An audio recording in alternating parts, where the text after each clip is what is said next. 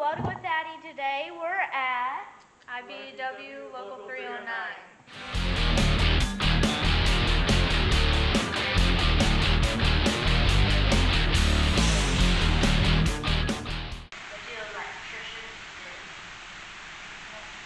Well, we do a variety of things, but we could tell you what we're doing on our jobs right now. Would that be alright? So right now I'm working at a hospital. They're doing an extension on this hospital, and so we're taking everything from one side and just moving it over. So we're doing lighting, um, setting up for the machines that they're going to have, big scanning machines that they have in the hospitals. We're setting up racks for that. We're running pipe to that so that our wires have somewhere to go, so that the doctors can have the equipment that they need. And what I'm doing is I'm at a brand new high school, and it's all from the groundwork up. So putting in floor boxes, digging trenches, laying pipe, setting up electrical rooms, stuff like that. So electricians are on the job from the very beginning to the very end. Yeah. So I am at a warehouse about 5 minutes down the road. It's new construction. We're running fire alarm.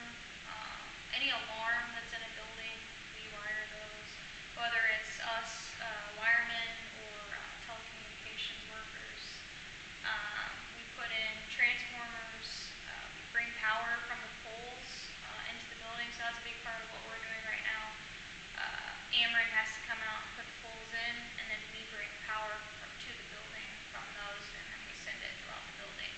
So running conduit, pulling wire, we get power to everything in the building.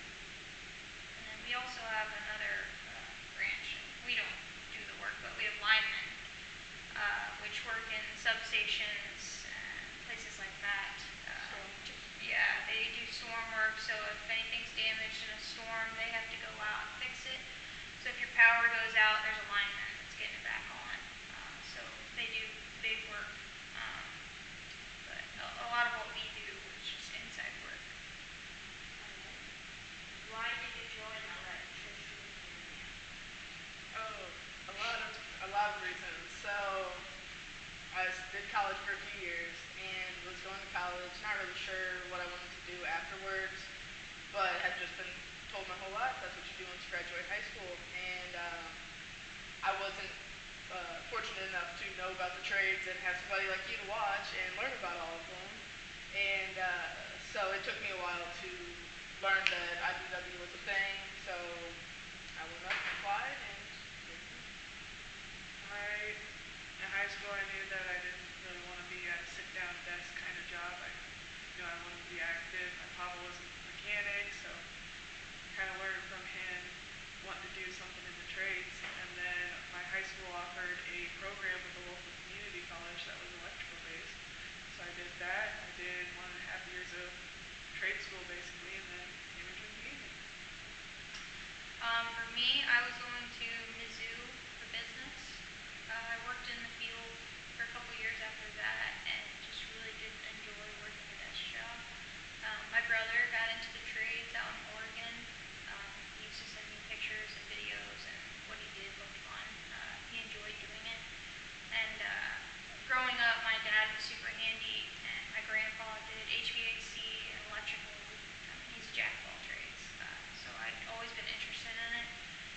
He'd always kind of show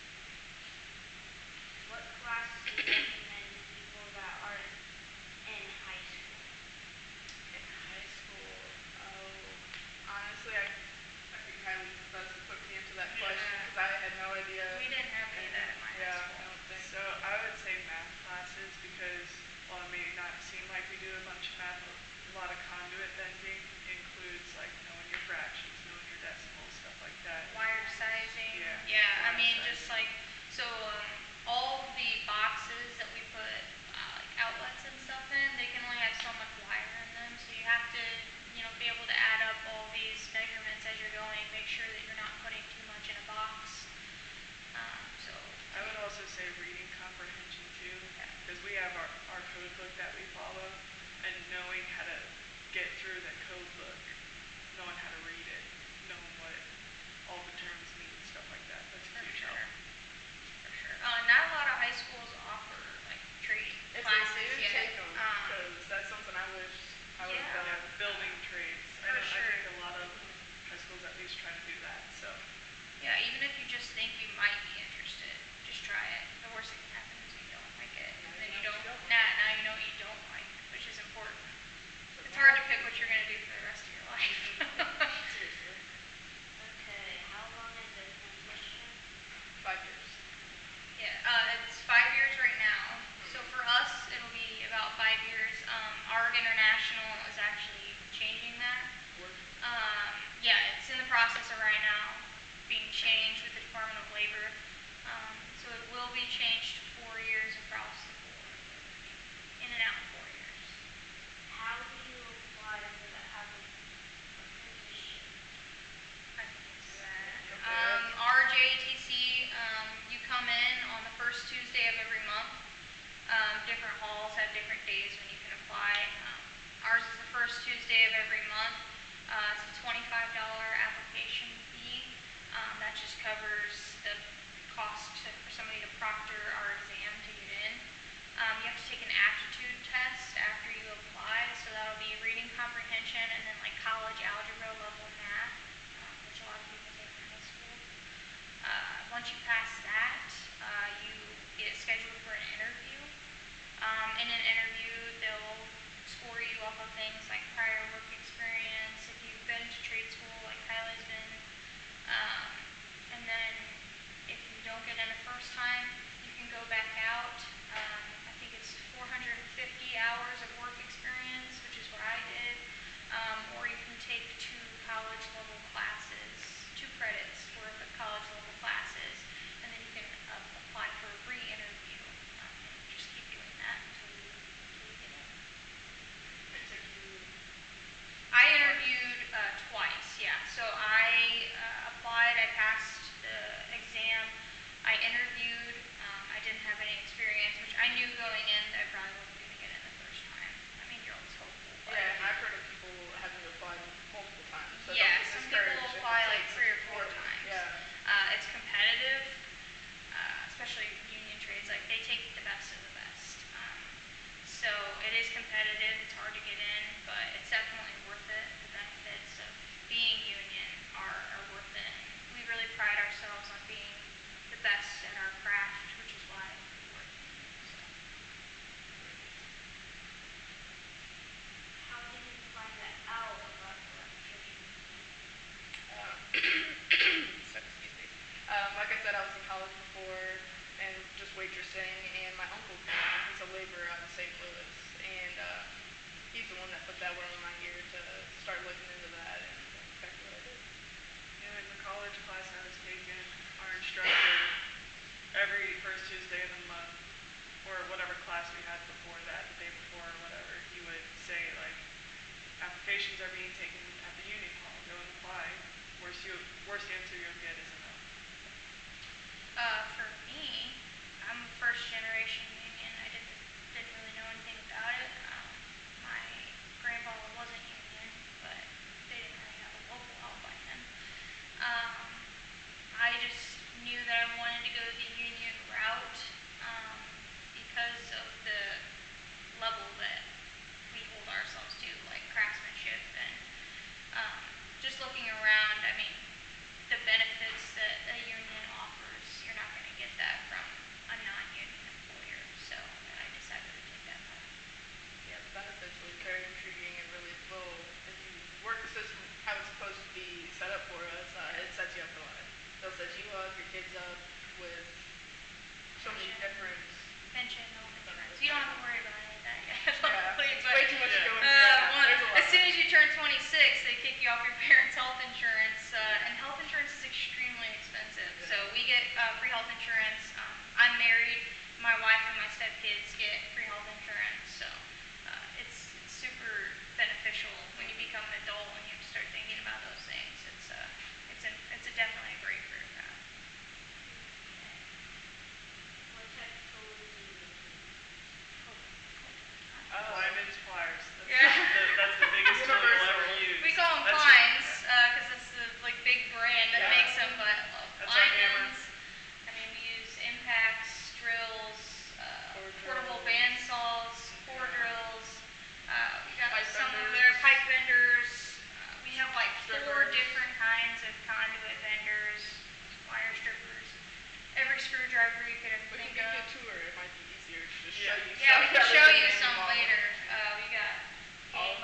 It's full here, of behind. tools. But Anything pretty much from hand anything you tools can to power think of, tools. we have out on a job, just because our job description is so expansive that we do all kinds of different things. Even some people think they're qualified to be an electrician sometimes. We're lucky enough to be able to Yeah. get a little bit of everything. Are there any machines that you work? Machines. So over there we have the triple nickels, which are benders for bigger pipes, basically, anything inch and a quarter and above, I believe. And there's a big old one-shot bender over there as well. Yes. There's The one shot's pretty big. Yeah. There's a rigid pipe threader. We bunch of different things. have line trucks out on jobs sometimes with big boom lifts, setting parking lot lights. Sometimes, yeah, tuggers to pull wire. Wire is super heavy, especially the big stuff, so we use a machine to pull that in. Sometimes we'll use the boom trucks to help pull the wire in, help feed it in. Any lifts? Yeah, we use lifts a lot. Lifts a lot. A lot of what we do is out of lifts. Because you think about it, like lighting, all that stuff's in the ceiling. And You're not by going to lifts. reach that on a ladder. So we have scissor lifts, JLG lifts that come out. That's most of the big stuff that we do. So. Okay.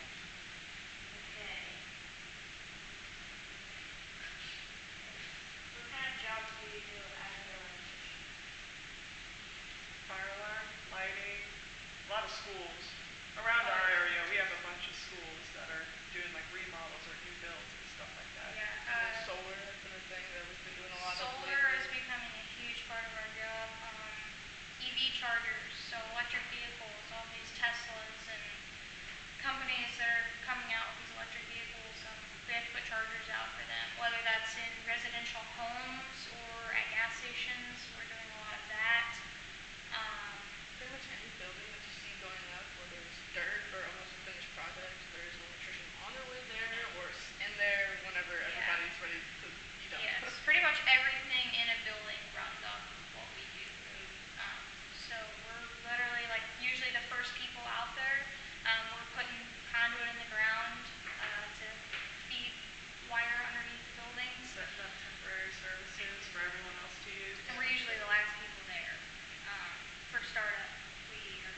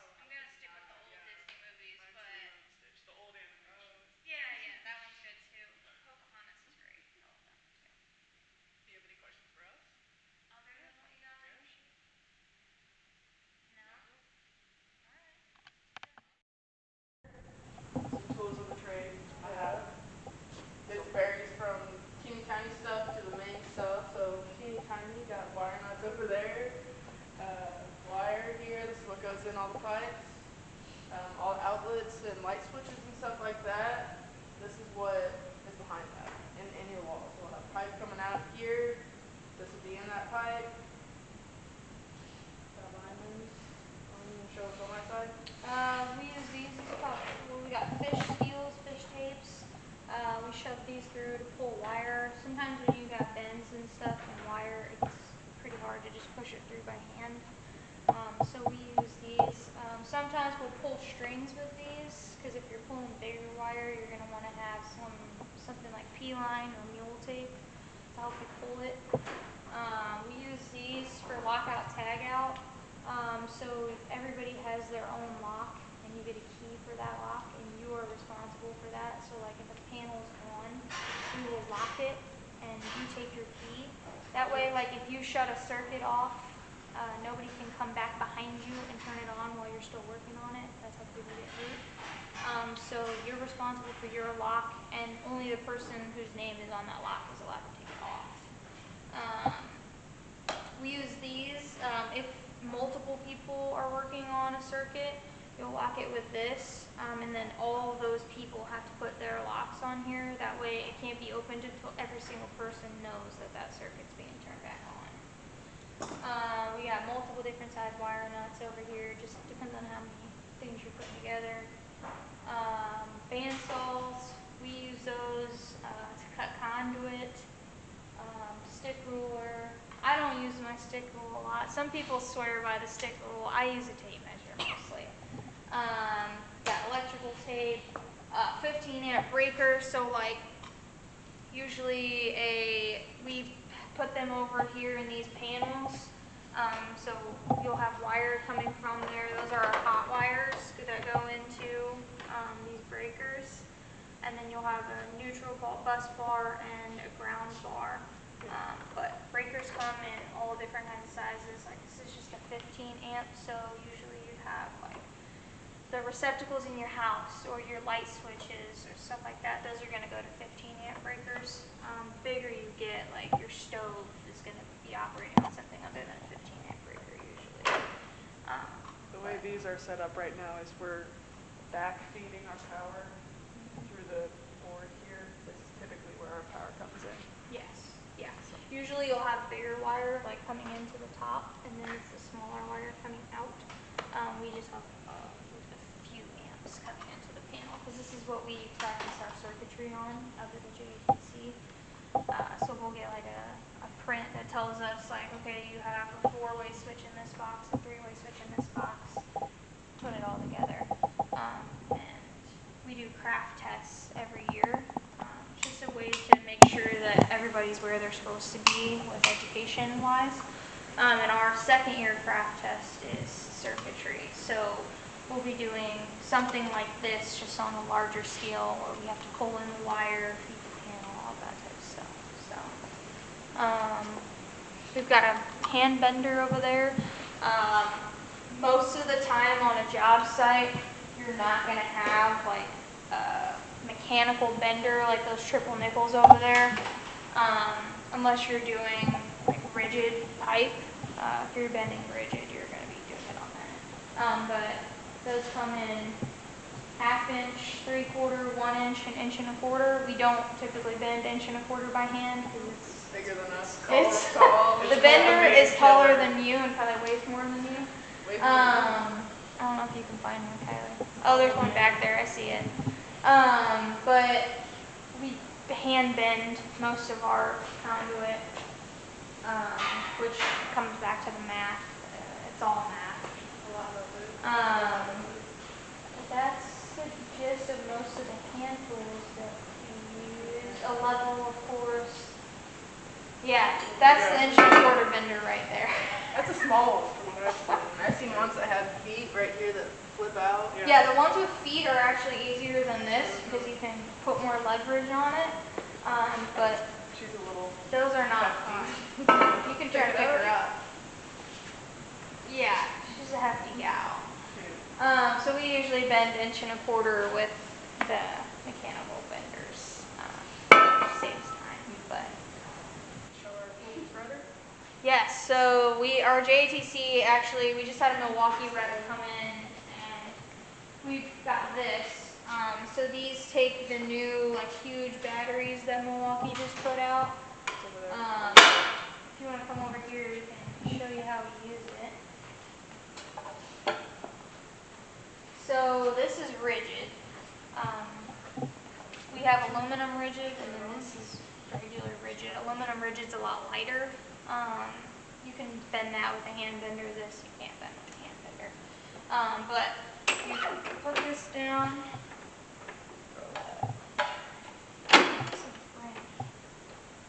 So you tighten it around here. So you tighten it around here, it would cut it. All right, then you take this off. And then we use this to thread it. So it has these little teeth on here that end up giving you this. So once you have these on here, you can,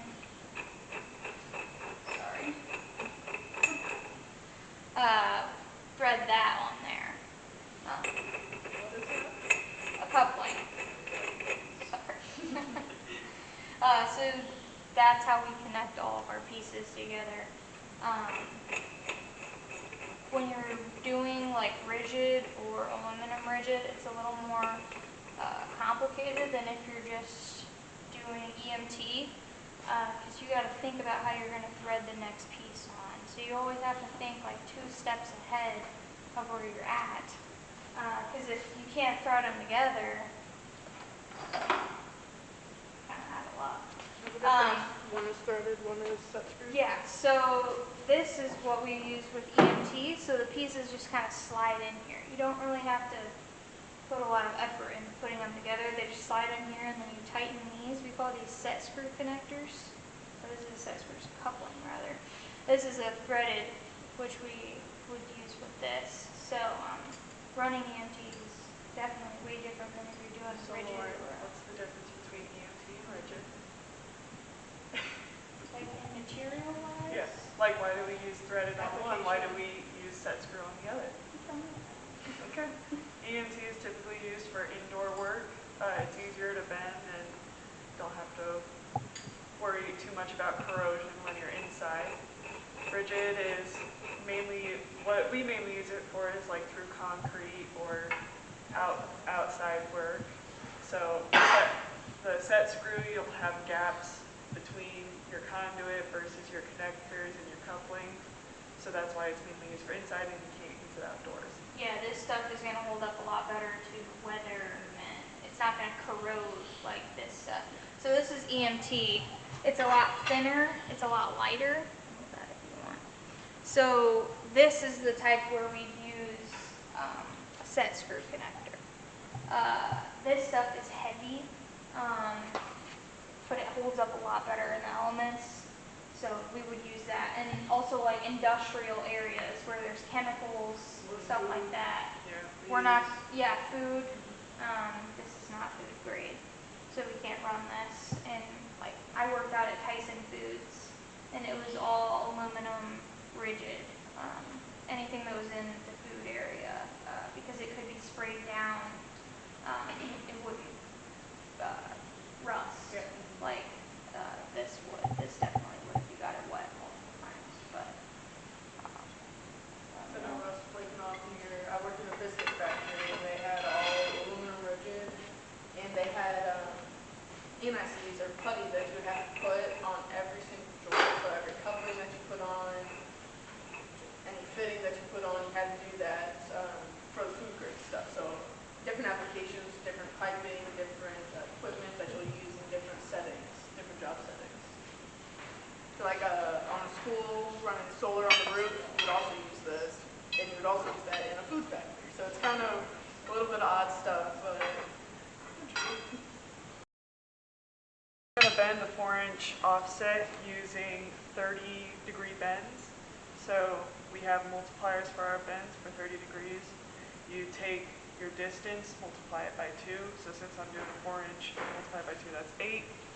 So I spaced out my markings here 8 inches apart, and I'm going to put them in the bender at the same point. there's multiple points in the bender you can use. We have an arrow here, which we normally use for 90s. You can use front of the shoe. You can use the star here, which is for back-to-back 90s. But I'm just going to bend this to 30 degrees.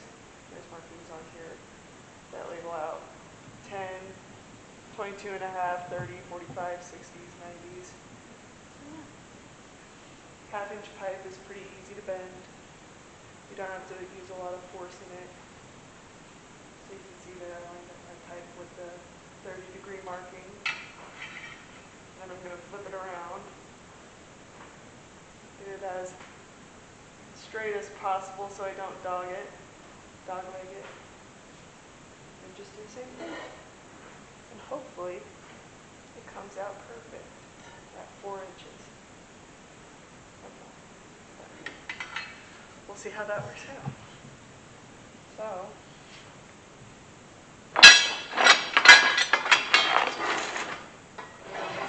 here. See it's level. Looks pretty good, I would say. And you can see from this ruler here, I'm just a hair over 4 inches, but pretty close. So, and then lay flat on a table. It's a little dog. You can like see down the pipe too. See if one bend is more off from the other. Would you like to try and bend some pipe? Yeah. You can do it on the floor. You can do it in the air like I did it. But I'll mark out. Yeah, if you're gonna bend it in the air, what's easiest is if you put one foot in front of it so it doesn't like slide out from behind you. Here, Kylie's gonna mark it out for you.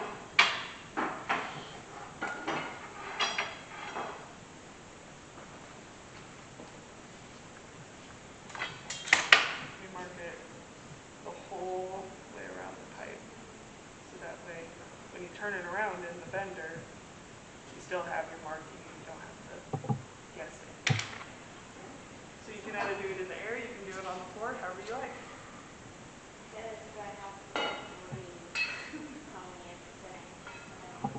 So you can line it up with this little divot that's in here. You can line it up wherever you want. Just make sure it's the same place. Right there? Yeah? Oh my god. Here, put it on the floor. Put your foot behind it first. Yeah, there you go.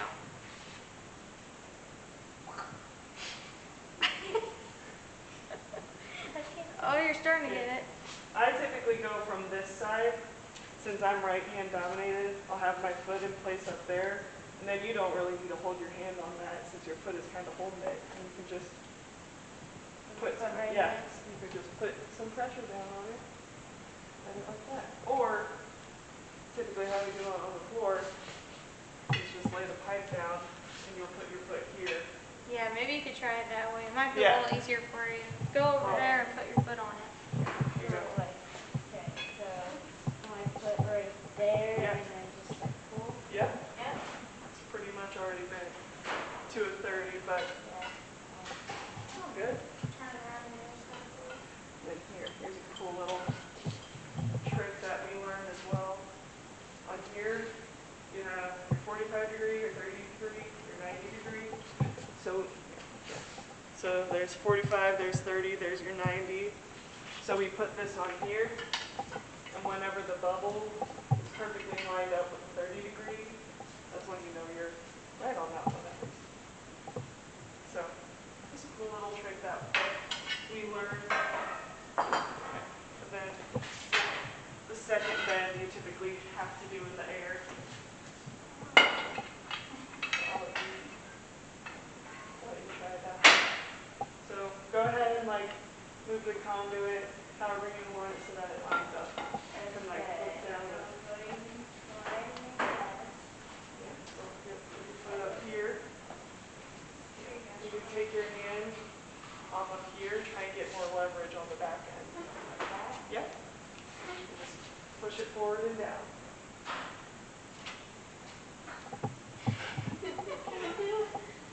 Okay. Take practice. I think I got it a little bit. getting it. See, you can do it. Just a little more. It's close. Just a little more. Yeah. So now you can take it out. Bender. You can look at it. See if it. Put it on the table. See if it looks pretty good. Like that. Mhm.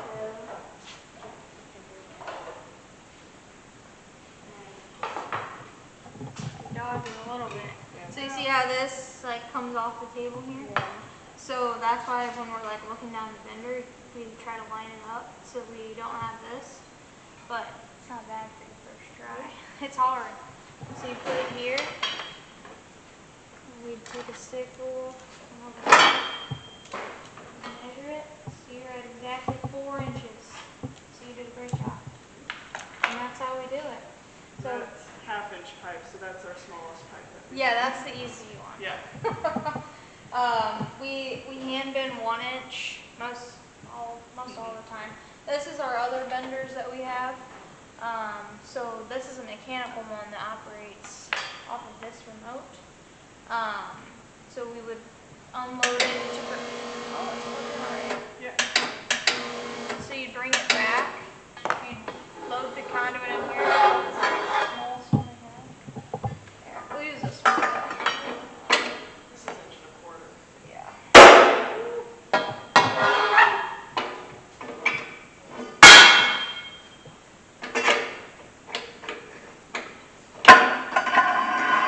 So we load it in there, and you use this. Okay. Push it this way. Alright, so hold that. So you see up here how it says 30? Yeah. So you want to line this tip of this arrow up with where it says 30 degrees. You can just bump it. Yep, there you go. So then now hit unload.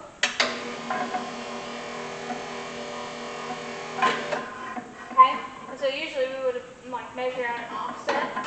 So you'd have similar lines to what you have right there. So that look pretty straight then. I can't tell. Alright, go ahead and hit that button again. This one? Then. Okay, Ben. Yep. You're going to want to hit 30 again. Oh. No, you're good. That's what I thought. Right there. Okay, now hit unload.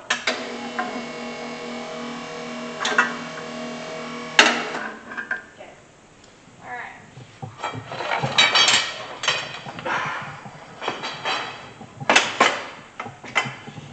See what kind of offset we bent.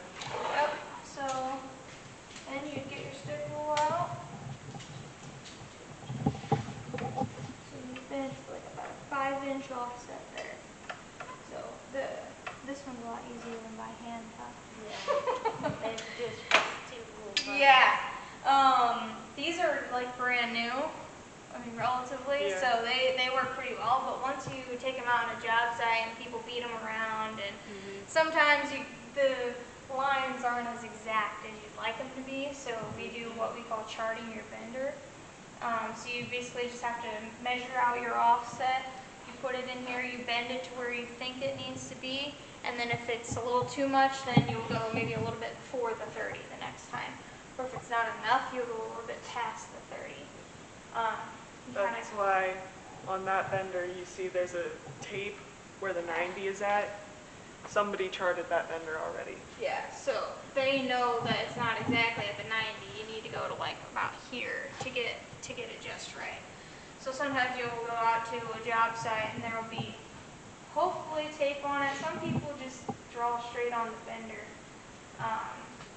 But you always want to chart it yourself because maybe that bender fell or something before they brought it out here or something happened to it. So you want to make sure that you're getting the most accurate measurement out of it.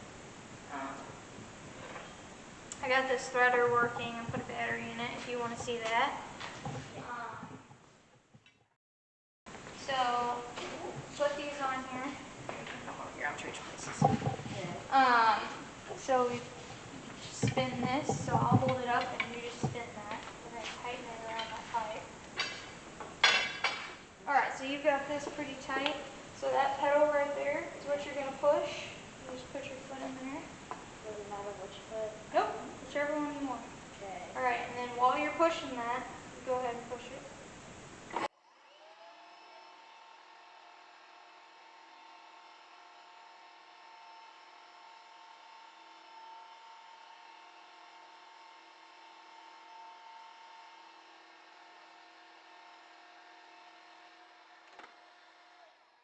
There you go.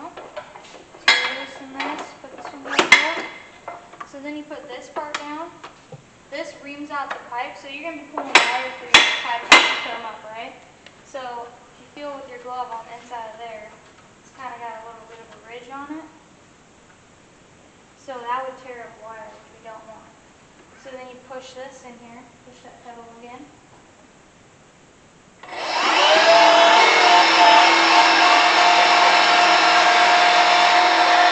Now try it. Now put your finger in there. Yeah, much better. So now we can actually pull wire through there. So you got to do that before you thread it. I think it's... Alright, now this is going to put threads on it, like how we have here. We have to do that ourselves. As soon as we cut the pipe, we have to re-thread it. So if you want to push that pedal again. Okay.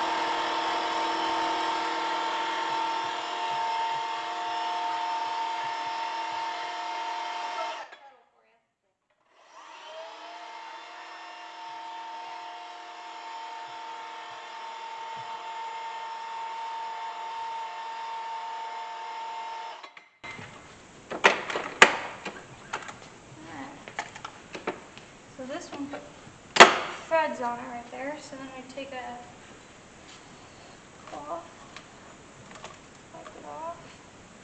Sometimes you get little burrs on there. If you don't, you just squeeze these to get them off. And get that up and then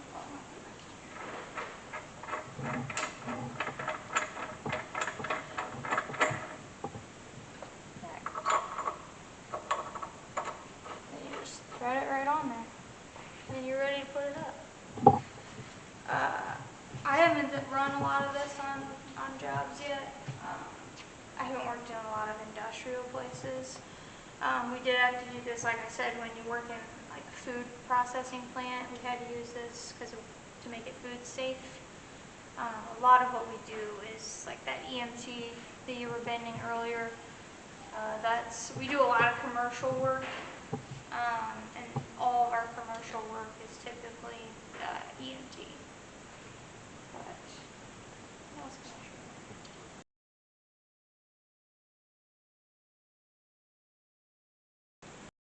you? We take a hands-on and a written craft certification test every year. These booths are where we do our hands-on, so a proctor will come out. They watch us during the examination. We took our first year craft on this wall, so we do a 3-bend saddle over this.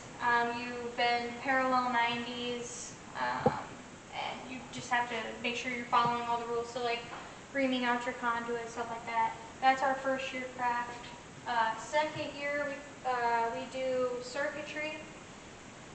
So wiring 3- and 4-way switches, receptacles, pulling the right color wire. That's the gist of our second year. Third year, we come over here and we do transformers, making sure that you have your equipment grounds right, you're sizing your wire correctly, and connecting them correctly in the transformer. Fourth year, we do motor controls, which is a more intense version of what you were just in there doing with Matt. So you'll wire up a motor using certain stop buttons. And then fifth year, you come over here to this wall, and this is our fire alarm. All of it is operated out of this panel. Kylie? I'm coming. Kylie knows more about this because she's done more fire alarm than I have, so she can explain that panel to you a little bit better. Yeah, so this whole setup here is pretty much all fire alarm. What I'm assuming they'll have is like different horn strobes, smoke detectors, stuff like that. So down here we have the power coming in, and then we also have two batteries that will be hooked up, and they'll plug in somewhere on the bottom right there. So that's when you lose power on this, the fire alarm is at least still operational because you have battery backups. And then with fire alarm, you typically have two different types of circuits. So there's your NAC circuits, which operate your horn strobes and like your strobe lights, all that fun stuff. And then you have your slick loops here, or SLCs, which are your fire alarm pull stations, and then your smoke detectors and stuff like that. So we also we work with the sprinkler fitters a lot because we have to help hook up power for when the sprinklers know to go off and the smoke detector goes off. Duct detectors closing off in HVAC so that we can suppress the fire or the smoke to a singular area instead of letting it spread throughout the whole building. So that's pretty much fun. Yeah, so that's a rundown of our craft tests. These just make sure that everybody's on the same page, right? So they're saying that by this particular year in your schooling, you should be proficient in these, and it just makes you well-rounded so that we're not sending journeymen out into the field that don't know these things, because all 5 of these craft tests are a huge part of what we do every day. You're going to run into this stuff every day out on the job in some form or another, so just kind of standardized way of making sure that we're all on the same page. We all know a good amount of things. I like to think of the craft as a final, like it would be in high school or in college, and you can't pass on to your next year without passing the written and the hands-on portion of it to go to the next year. That way, like Lauren was saying, everybody stays with the same information. Makes us more well-rounded. We're all given equal advantage in the field. Yeah. Then this spec here was kind of a little bit more of what we talked about earlier, our motor controls lab. This is one that Pat has been working on getting going. It's not hooked up right now, but essentially you'll feed out of your main power into your panel, and then you'll have relays, kind of like what you were looking at earlier. All of these are buttons. So you'll have your run and your off button. This is the e-stop. That'll stop everything. So when this lab is running, the sink fills up with water, okay? And then you'll turn your motor on, and it'll pump water out of one into the other if you do it correctly. So this is all of this runs to that. People will pull their wire in to set up their power. We've got the motors in here. This is the motors that will be controlled by our panels. Over here is kind of what we talked about earlier. This is the boards that we pull out. They've got some first year apprentices doing them right now. This is what we use every day to practice. Our first year we come out here a lot. Practice spinning conduit, 3-bin saddles, offsets, parallel 90s, all of that. So we worked on these all our first year, and that just helps us prepare for our craft test because our hands-on is conduit bending for first year. So we pull these out. Second year, we have our circuitry, which is what we were looking at earlier. We pull these out. We'll put breakers in. We back feed the panel, and then we feed out to our boxes. So we'll get like a little sheet of paper that has a picture of this, and it'll tell us like, okay, there's a 4-way switch in here, a 3-way switch in here. Make the light turn on in this box. And we have to pull all the wire and learn the ins and out of how to turn on switches, how to use the switches to turn on lights and things like that. We do have the solar panel outside if you guys want to see that.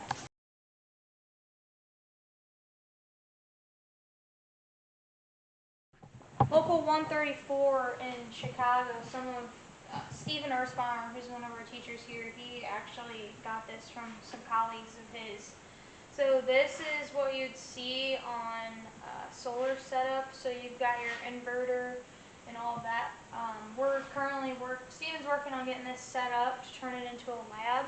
So we have like little solar powered things that he's making a lab out of. But this is like you've got your meter, you've got your inverter, your panel, your transformer, all that stuff.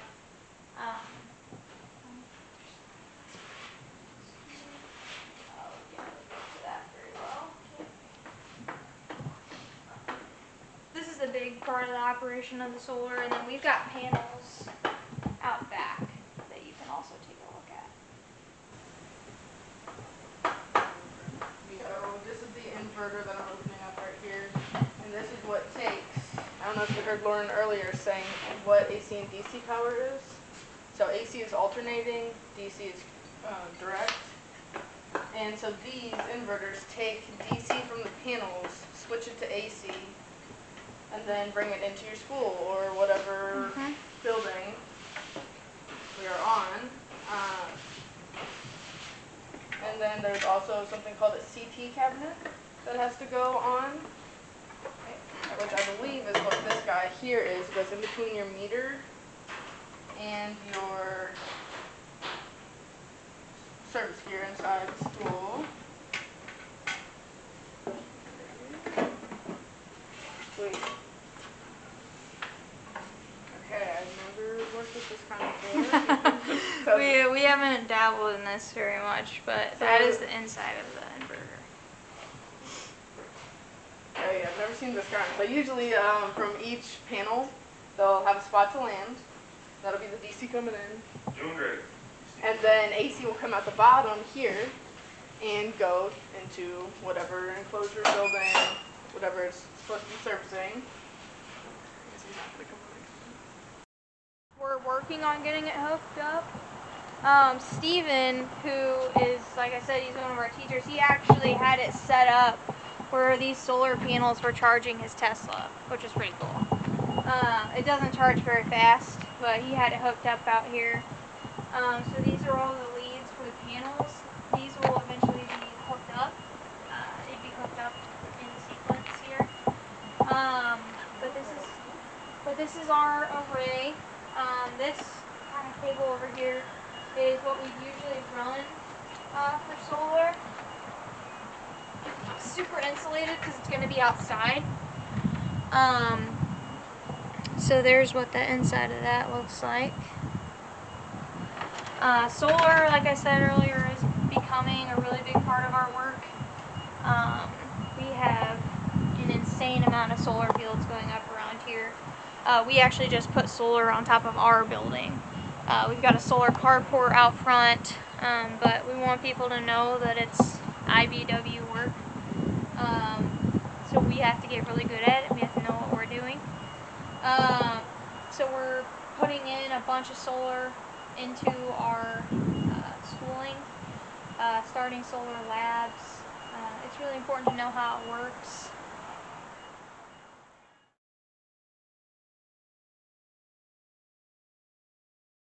As you can see, our lab has 12 motor control setups. We keep our class sizes at 12.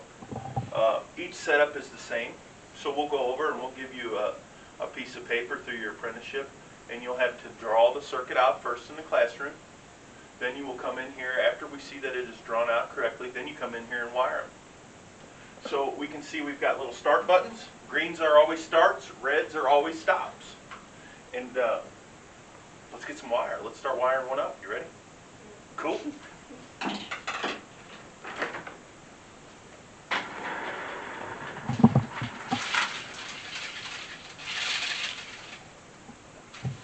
What's our first step?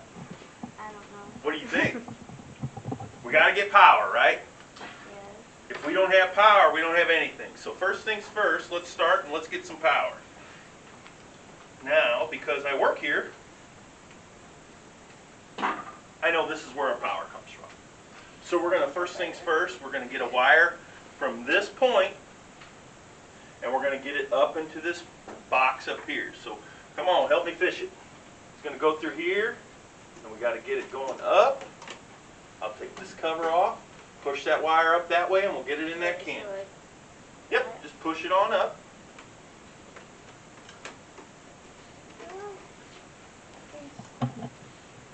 There you go. Can you see it now? There you go. Now we're going to shove it in that little black hole. All right. And I'll take that through. So we'll have plenty to work with. There we go. I'll put these covers back on because we always want it to look nice and neat when we walk away. Actually, we'll leave it off because we got some more wires to pull. So this is going to be my power piece. This is a red. We use different colors as an electrician of wires to help us denote what they are. So we know when we have a red, a black, or a blue, a brown, an orange, or a yellow, it's going to have voltage on it. Okay? That means we're going to know when we have a green that that's our ground. That's keeping all of our metal components at equal potential. So when we see green, we got to think ground. I remember it that way. GR, GR. Make sense? Cool. Let's feed this one up. Same way.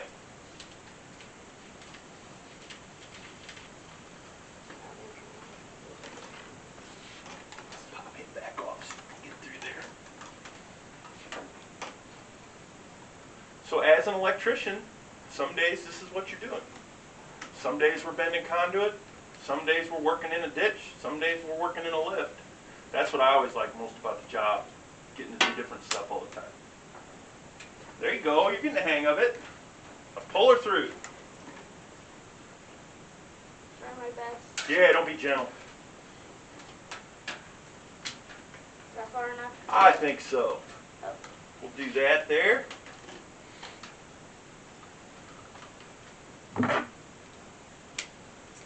And then we also need a white wire.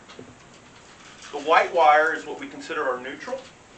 This is what takes our electricity back home. Electricity always wants to go back home. It's like when you see lightning, that's electricity building up in the sky, wanting to go home to ground. Electricity always wants to go to ground. This is our safe path for that ground to come home. This is for our normal operating current. This is for when there's an accident. This brings our accidental current home. So if this wire is energized with 120 volts, and I actually accidentally do this, that's going to make this metal box now at 120 volts. But this is going to be tied to the metal box going to a ground bar.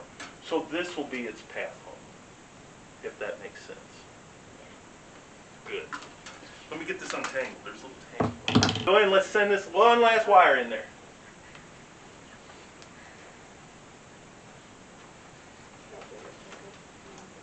There you go.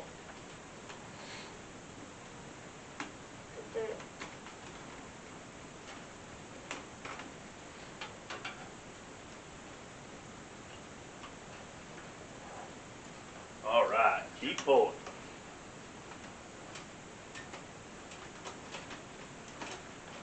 Perfect. Cool. So I'm going to cut this bad boy. Get us started.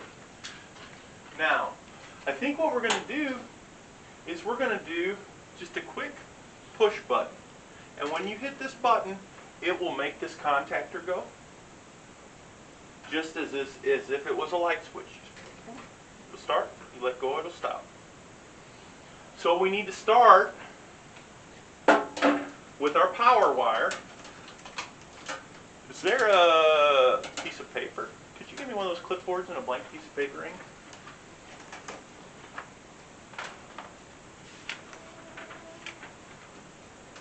And a writing utensil?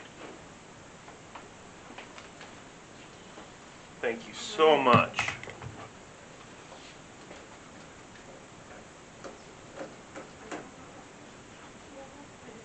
Oh, that's a stop.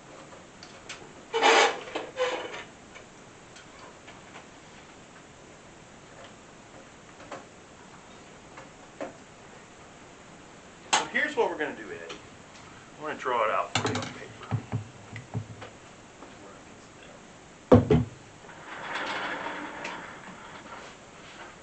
We are going to draw a little simple circuit.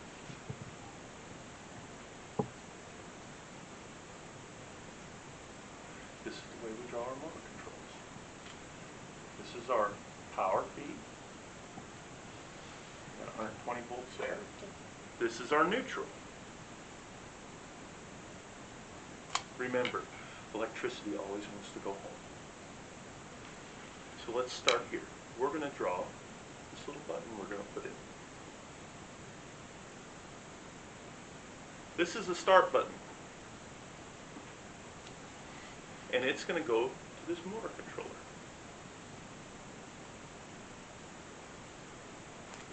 So when I press the button, or you press the button, or anybody presses this button, it's going to allow that 120 volts to go through here, hit our motor starter, and that motor starter is going to act like a switch.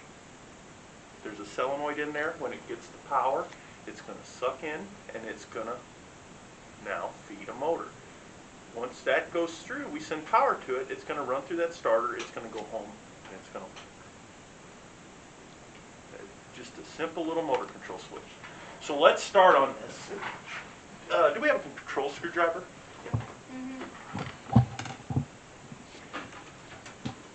So, I've already taken my first wire to that first button. Thank you so much. I already took my first wire to my first button. Now we're just going to read this like we're reading a sentence. We start at the left and we move to the right. So as we move along, we're just going to keep going. So we'll get another piece of wire here because I need to install this wire. This one right here. Did you see how to strip the wires? How did you strip it? Well, here, watch. You do the next one then. How's that sound? Yeah. So on these strippers, it tells us what size of wire each one of those holes are. We've got 12 gauge wire, so I'm going to go to the 12 gauge hole. Squeeze it, split up just a little bit, and pull it off.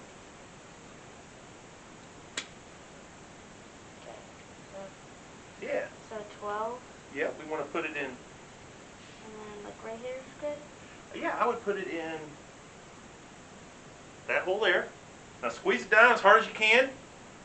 Let up a little bit, and then pull it off. Oh, Squeeze it again. right there? Yep. Full? Yep. I think I You got cut through. Work it off like that. See how that goes? You'll do the next one. How's that sound? Yeah. We're going to make you an electrician before you leave here. No options. You're going to forget about welding. Okay. All right, so we're going to hit the other side of this switch now.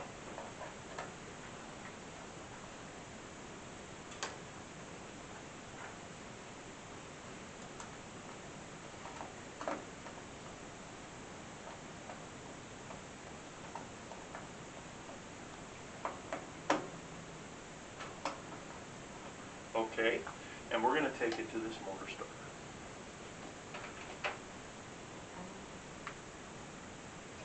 Coil that.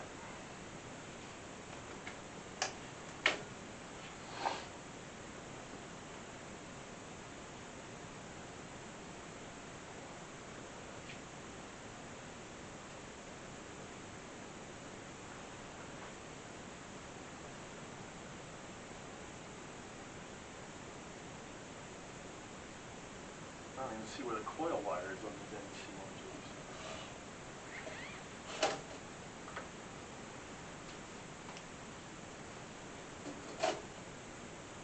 scrap it. We should start over here. Yeah.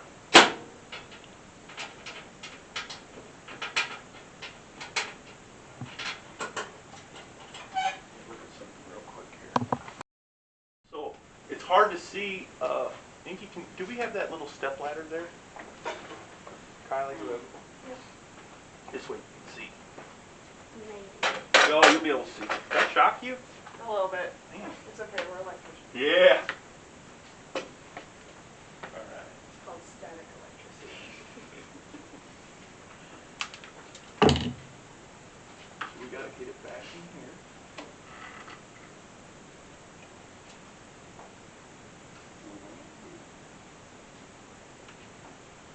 Tighten it down.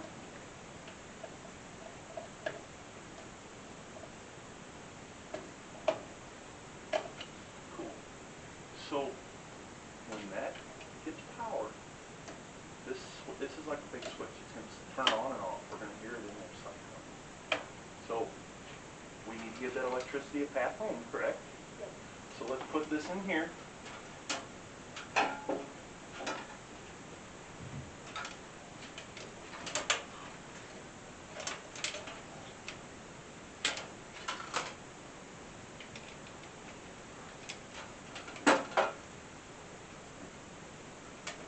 You tighten that screw down for me. You see it?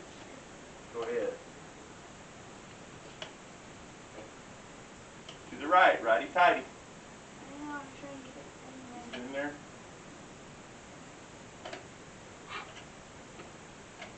There's a hose thing on,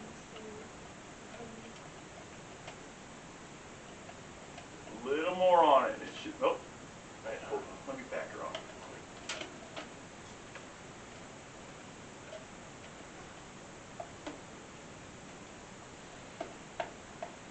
Go for it. Finish her off for me. There you go. Did I get it? You got her. Good and tight. Good and tight. Okay. Now, Can I kind of pull it back a little bit? yeah. When we're in the field working on somebody's job, we want to leave it as pretty as we possibly can. We want it to look nice. Since this is just a lab and we're using it for demonstration purposes, it doesn't always have to be perfect unless it's for grade. It's for grade disinfecting purposes. Sound good? Cool. Is there a spade connector or something I can get for a ground?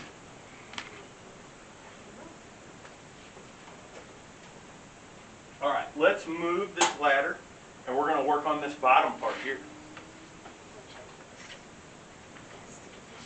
You like being on ladders? Kind of. It don't bother you? No. Cool. That's good. If you want to be in the trades, you got to be able to be on a ladder.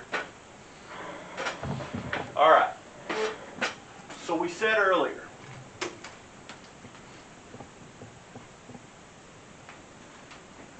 which wire was this? What do we call this? We call this neutral, right? Okay. So our neutral's going to go.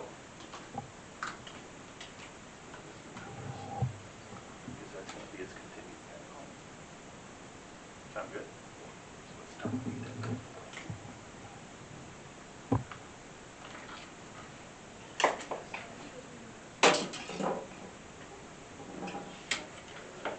Spade connector for ground.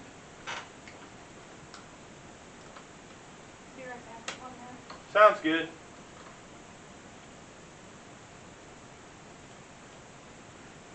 Looks like that screw's probably fine to the back on.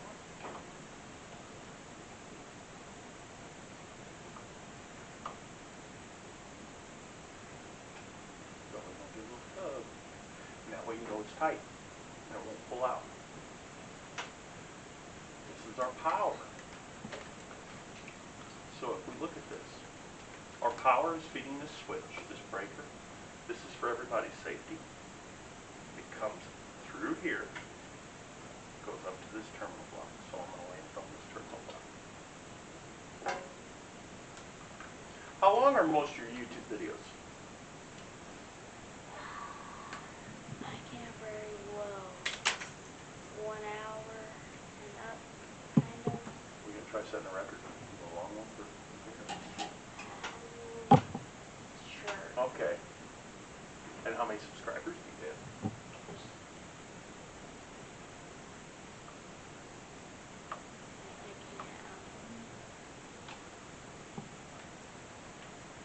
I don't know. 210. Well, good. Let's get that number. We're going to bump that number. How's that sound? Good. Good. Can I sit down on this place? You sure can. Yay. All right. Let's,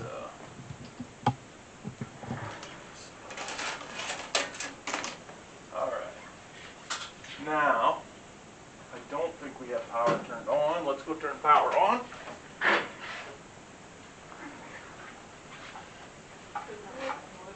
So Lauren, We're good.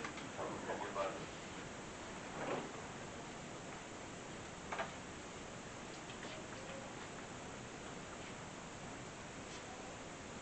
Which one gets turned on here? You girls don't know, do you?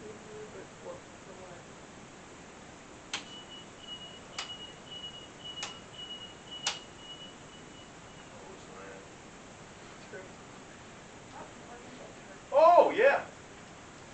Okay, this was the only thing with a spade head on, I think. We're good. Alright. Thank you.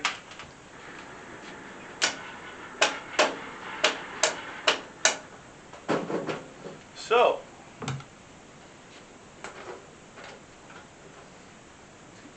get your ladder moved over.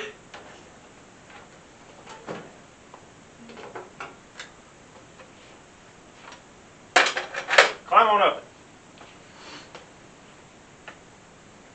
So this is the green button you need to press. Press that button and see what it does. You hear it working? Yeah. What's it doing? Making that noise, right? That's your contactor pulling in. So if we could put a motor on that. We could put a little motor like we got laying around here. If it was terminated to the other side of that starter, when you press that button, it's going to run. When you let off, it's going to stop. That makes sense? Press it again. Play with it. Let her off. There you go. Now, as we progress through motor controls, we'll get it to where the next thing would be you press the button and it stays on until you press the stop button. And then it turns off. Then we can work it into all kinds of elaborate things. We have timers where you press the button and it takes 10 seconds and then it turns on.